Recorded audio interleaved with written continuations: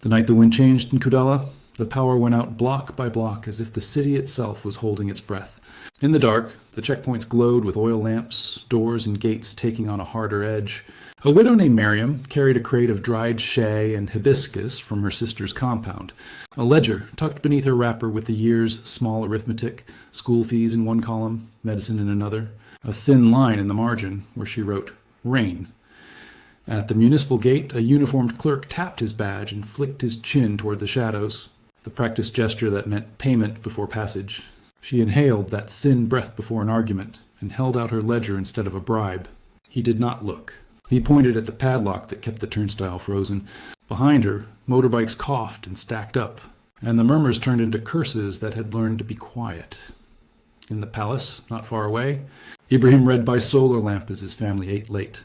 The radio turned down so the children could sleep. The file in his lap was dense with photocopied forms and hand-drawn maps of secondary roads north of the city, gates marked in red, stamps placed like scars. He had made a promise that season to reorder the sequence of help and justice in Kudala. Doors must open to the vulnerable first, ledgers examined second. His truth-telling aide, Awa, had called it the open gate promise, and the phrasing stuck. But as the wind shifted and the lamps dimmed, a message burned through from the night. Convoy routes had been leaked again. The safe path turned unsafe because someone was selling the map. The gate in his house had no lock that night. Cousins came and went with casseroles and gossip. A nephew, Karim, took a call on the veranda, voice low and measured. Ibrahim, who valued quiet authority and the habit of listening before speaking, watched the boy's face in the half-light and did not like the tight rhythm of his jaw, the way his thumb danced across the phone as if following instructions. He let the page in his file rest against his knee and counted the old breaches. Each had its pattern. A pause at a gate, a ledger that vanished, a call that came too near to home. When Awa arrived, her breath came fast. She handed him a USB drive inside an envelope that smelled of dust and toner. "We traced the chatter," she said, eyes softer than her voice. "Sir, one of the numbers belongs to your own blood." At the municipal gate, Miriam argued and lost. The obstructive official, a portly man named Director Sanago, had installed a new rule that week. All petty traders must carry a stamped compliance card, a card only available down the street from his office at an hour when he was never there. The perverse incentive was obvious even to the children perched on their father's handlebars. Pay the expediting fee, pass the turnstile. Refuse, and your hibiscus would wilt before the dawn delivery window. The people knew the ledger of these punishments by heart. The system had a gate, the gate had a price. The price had a keeper who smiled with his eyes when he said no. Ibrahim stood, the lamplight making a coin of his watch face. He asked where the number led. Awa shifted her weight. "A cluster of phones in a family compound off Rue des Baobabs," she said, naming his own street. The wind made the radio crackle. The leader of our story does not perform miracles. He changes the order of operations. So he did the simplest thing first. He powered on the small public dashboard screen that had been mounted in the palace foyer, Awa's idea, showing, in pale green lines, the door-to-help minutes at every municipal gate, denials in the last 24 hours, complaints resolved. Kudala had begun to learn the habit of measurement. The number for the municipal gate where Miriam stood flickered up, 67 minutes and rising. "Open the gate," he said, not to a person but to the city that needed to hear it. Then quieter, to Awa. "We bring the light inside before we carry it back out." The section ends as footsteps move toward a family door, and the wider city waits at another. By dawn the lamps had burned out, but the queue at the municipal gate only lengthened. Women with baskets, a teacher clutching a satchel of worn textbooks, a night guard whose eyes fought sleep were all pinned to the turnstile by an invisible hand, the obstructive official's new card. The breath before pleading turned into the breath of despair. A poster on the gate read, in cheerful letters, "Efficiency through compliance," and beneath it a paper ledger hung from a nail where a clerk ticked boxes that did not correspond to anything real. A WhatsApp group called Market Lifeline began to throb with voice notes, a chorus of complaints, 2 minutes at a time, naming street corners, badges, sums. "He says the card machine is down," one said. "He says I should go and come back Monday." The radio host in the morning, a man whose voice always carried a smile, could not keep the strain from his delivery. He named no names, but he repeated one phrase, "Gates are for safety, not for sale." Inside, Ibrahim called Karim to breakfast. The boy appeared in a pressed shirt, eyes open too wide. There was tea, hard bread. Ibrahim asked him about a cousin's wedding. the football match they had promised to watch. He asked if Karim had been to the North Road recently.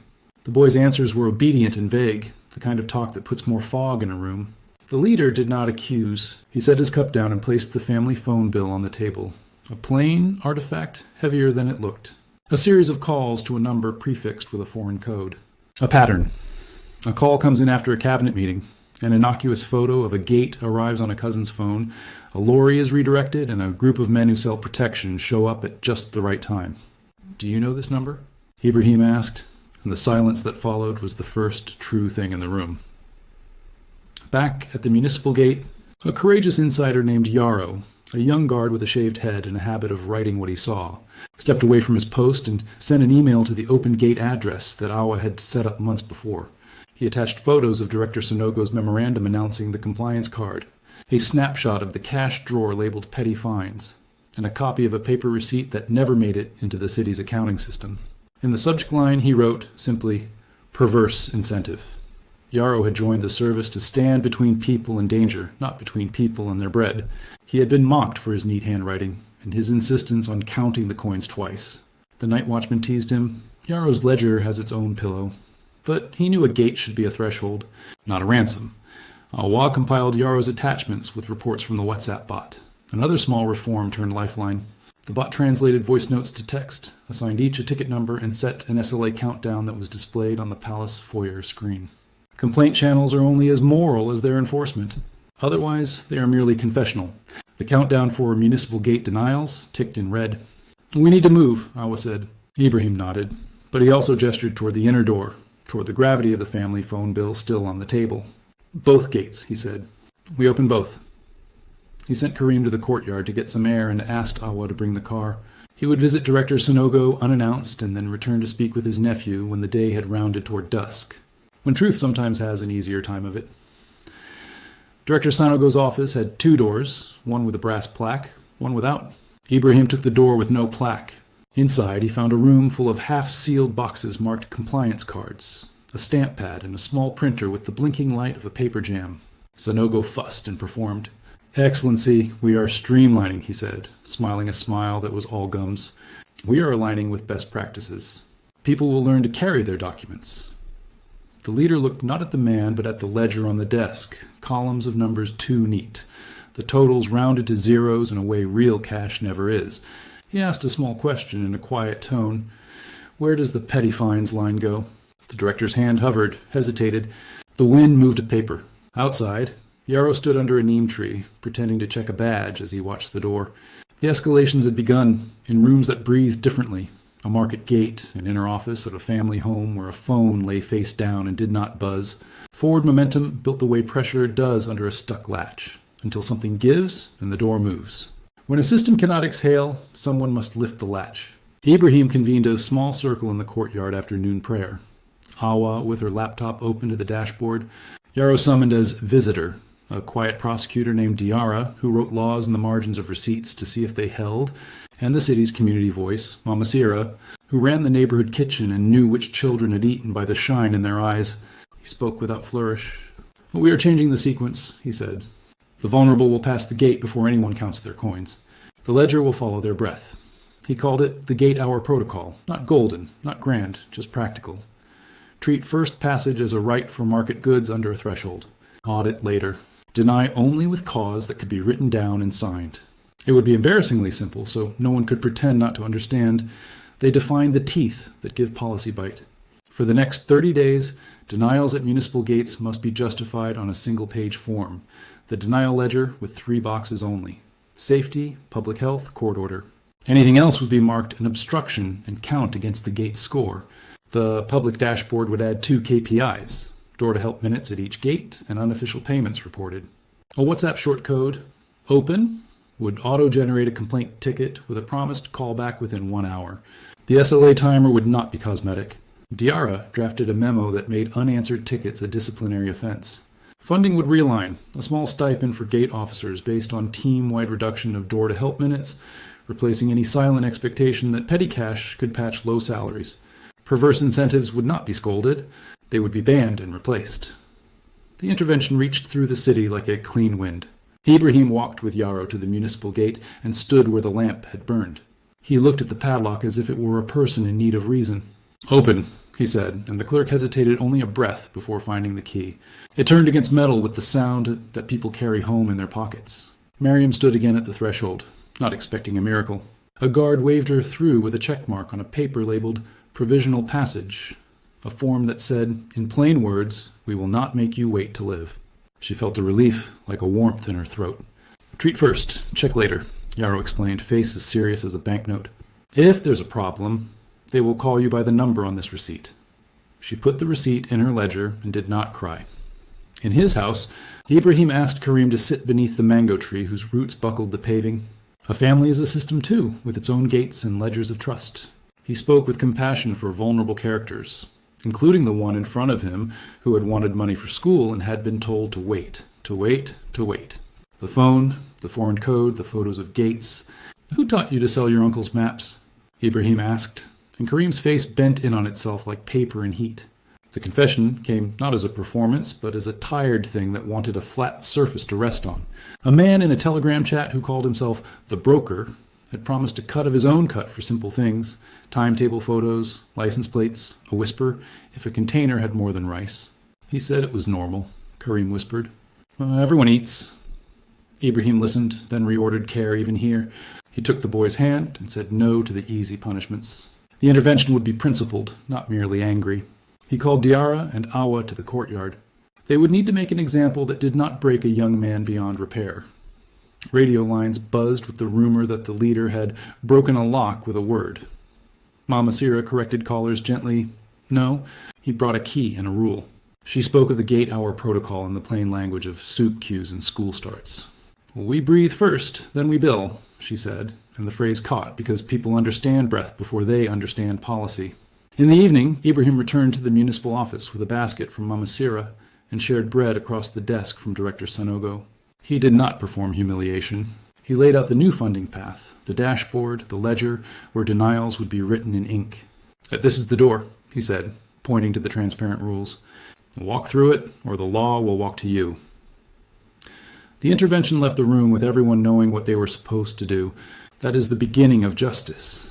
The rest would depend on exposure. Awa's team set to work with the careful impatience of people who know the difference between accusation and proof. They pulled transaction logs from the city treasury, cross-referenced with the municipal office's ledgers, and matched them against the chatter scraped from WhatsApp and Telegram by the small machine learning script a volunteer from the Polytechnic had written for the Open Gate project. In an ordinary beige folder, they kept artifacts whose plainness made them loud. A compliance card with 2 different serial numbers embossed, a receipt book where carbon copies had conveniently gone missing, a USB flash drive with a folder labeled Training that contained, instead, a spreadsheet of expediting fees, tallied by gate and by hour. Investigations speak in the dry tone of tables. The truth-telling aide read them like verse. In parallel, Diarra knocked the law into shape, writing clauses that would stick to hands that tried to slide away. He drafted an emergency order creating the Office of Gate Integrity, endowed with the right to seize slush funds, audit badges, and suspend obstructive officials pending hearing. He defined obstruction in language that could be counted. Delay over 20 minutes without a written reason, request for any payment not listed on the public fee schedule, possession of receipts not printed from the Treasury's numbered rolls. The rule would be embarrassingly simple by design, so that enforcement could be embarrassingly straightforward. He added a clause that a community representative must sit on every hearing panel and sign the ledger where outcomes were recorded. People would watch the gate together. The exposure arrived on a Tuesday when the dashboard's new. Metric, unofficial payments reported, spiked. In the late morning at 3, gates once supervised by Sanogo's protege. The WhatsApp bot flagged the surge and auto-generated a red banner on the foyer screen. Awa clicked into the ticket details. Many included the same phrase, "They say the card is new again." She dispatched field officers with body cams and blank denial ledgers. Yarrow joined one team, his calm a ballast. At Gate 3, a clerk refused to provide the public fee schedule when asked, then slid a drawer open a finger width. On camera, in a voice as casual as sunlight, he said, "Petty fine." He had not read Diarra's memo or did not believe it applied to him. The team wrote an obstruction report and sealed the drawer with a tamper evidence sticker. Small rituals matter when a culture is shifting. They signal that the ledger of days will be kept differently now. Simultaneously, the family thread tightened. Karim, under a witness protection clause Awa adapted from another context, surrendered his phone and gave a statement naming the broker and the share of spoils promised.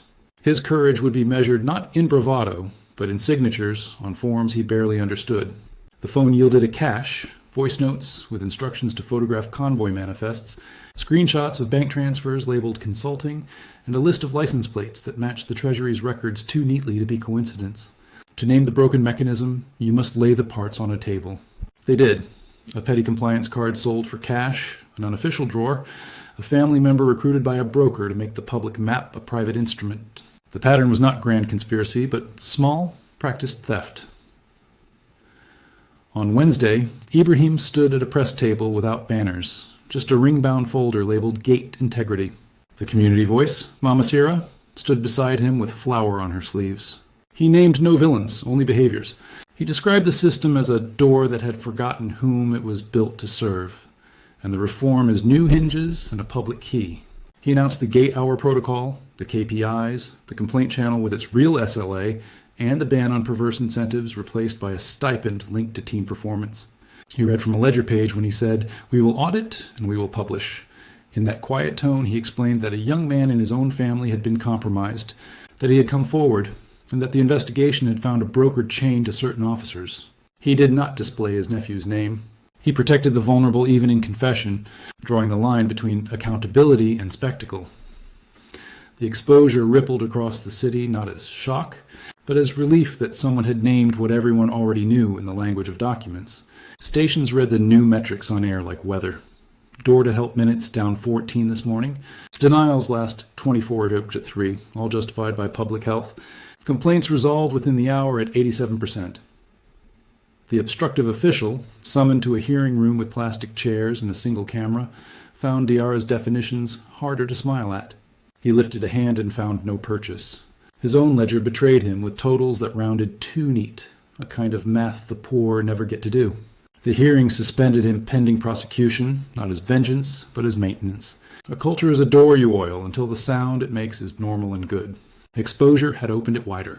What remained was to secure the hinges. Reform became a list of habits written into muscle memory. The gate hour protocol went live in ink and in bodies. At every gate, a simple poster replaced the cheerful eye. Passage first for small traders. Audit later. Beneath it, a printed fee schedule with prices the Treasury had approved and pages numbered like currency notes. A training drill, laughably simple on purpose, ran every morning for a week. 5 minutes where guards practiced the sequence. Greet, check safety, wave through, stamp provisional passage. Record in ledger, call back if needed. It felt silly until it felt normal. Yarrow led the drills, not from a podium, but standing behind the turnstile, showing where to rest your hand, how to make your breath a signal of calm. He added one habit. Say the person's name if you know it. Gates must remember who passes. The public dashboard, once an experiment in the palace foyer, multiplied. A screen went up at the bus station, at the market, and in the courtyard of the municipal offices. It showed 3 KPIs in a font no one could ignore. Door-to-help minutes by gate. Unofficial payments reported. Complaints resolved within 1 hour. Every 24 hours, a light blinked and the top right corner refreshed the city's denials count, each with a reason that matched one of 3 boxes. People learned, without being told, to take their small arguments to numbers instead of to fists. A child pointed at the screen and read the lines to his grandfather. "We are at 9 minutes," he said, surprised to be proud of a city. Funding followed the function. The stipend that replaced bribes was not a bribe by another name. It was a thin, predictable line in the city ledger, tied to reduction in door-to-help minutes measured per team, not per individual. The incentive moved from pocket to group, from currency to culture. Diarra's office gave it teeth with an audit that shook out the slush drawers. Officers caught reaching into the old system found their names on a public list labeled "on notice," which made the morning tea taste different. Prosecution came quietly, where it was warranted, without fanfare, and with a habit of calling the community witness to sign the ledger. The obstructive official, Sanogo, made a show of appealing, then discovered that paper does not bend as easily when the city is watching the hinge. Inside the family compound, another form was filled. Karim took a position in the Office of Gate Integrity as a clerical assistant, under supervision and with restrictions that were etched in block letters across his contract. It was not indulgence.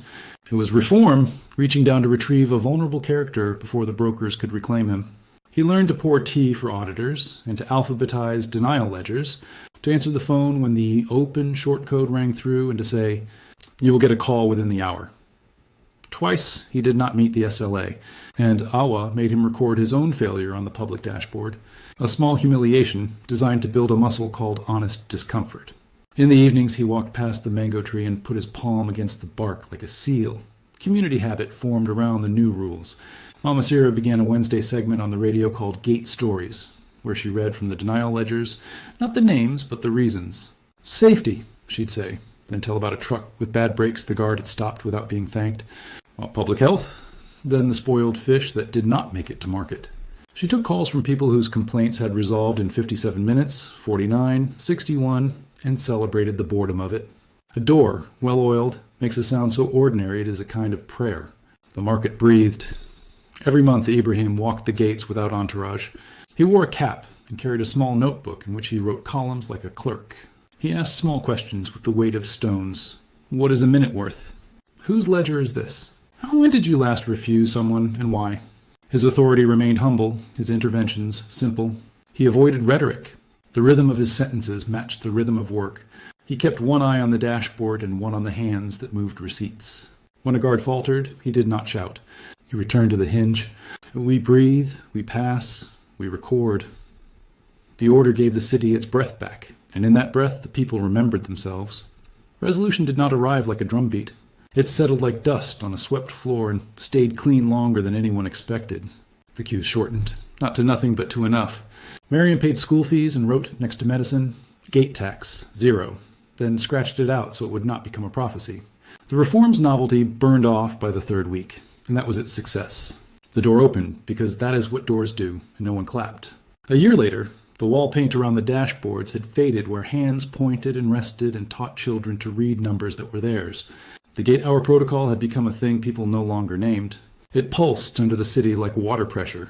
The KPIs ticked in quiet arcs, mostly green, sometimes amber.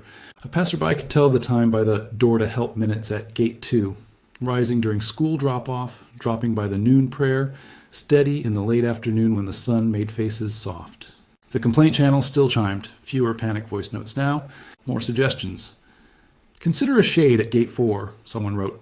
And a month later, a tarp appeared, and a woman tied its corner with the skill of a sailor. Culture, not decree, kept it taut. Kareem wore a badge that did not make noise when it touched the desk.